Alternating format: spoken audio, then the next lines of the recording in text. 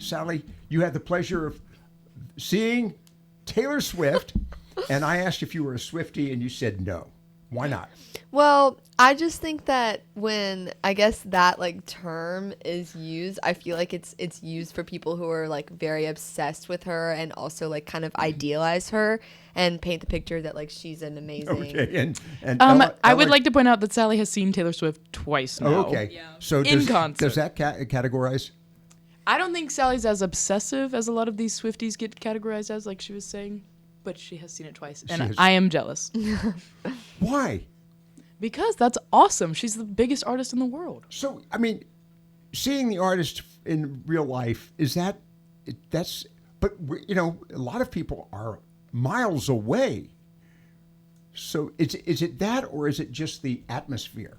I think it's both, but I honestly think that like the fan base that she's created is so expansive, and like I feel like if you're a Taylor Swift fan, it's kind of hard to be like a casual Taylor Swift fan. Like she makes like the way that she communicates with her fans is so engaging. Like she has a bunch of puzzles and a bunch of like hidden things to decipher, and like yeah, there's a lot to decipher, and like Ella can attest to this too. Help me out, Ellie. Yeah, when she's teasing a new album or something like that, or doing a big project like with the Taylor Swift movie, she'll leave little clues or hints within her concerts or on her social media pages, and her fans can like decipher it to find out the dates of certain album releases and stuff like that. Right, like I remember she did something with like Capital One, and she like hid stuff in her commercial with them or like her music videos. So it's cool and stuff, but like I just think some people maybe put her on a pedestal too much and get a little too crazy with it. Okay, so you enjoy the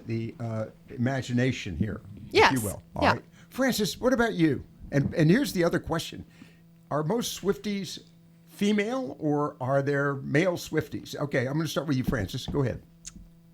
I know a couple male Swifties.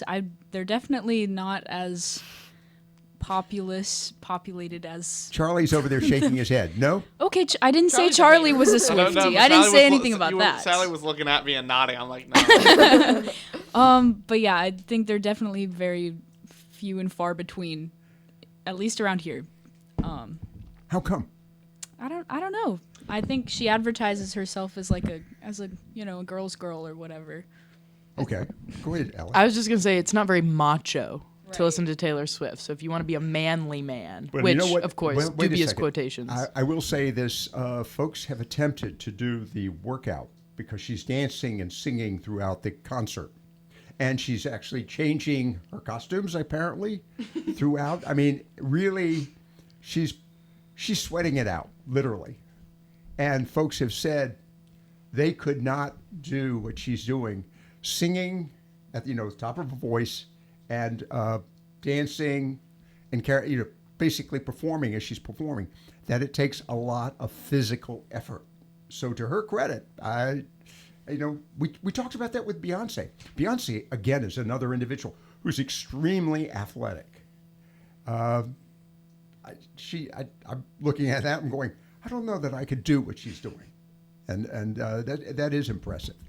So Charlie, before we go to the break, it's just not a guy thing, huh? Not really. I mean, I wouldn't. Yeah, Taylor Swift's not really a guy thing. I can't say there are some Taylor Swift songs that I enjoy, but it depends on the situation. Like if I'm on the boat and we're listening to like name a Taylor Swift song, I don't know any. I just know 22. Yeah. Okay, for example, 22. You can listen to that and be like, yeah, it's party music for me mostly. Okay. But I don't actively go out of my way to listen to it. But if it's playing, I'm like, oh, Taylor Swift, cool. Francis, you're quiet here. You're not a big Swift fan? I mean, I like some of her older stuff. I'm not anti Taylor Swift. I wouldn't call myself a Swiftie or anything.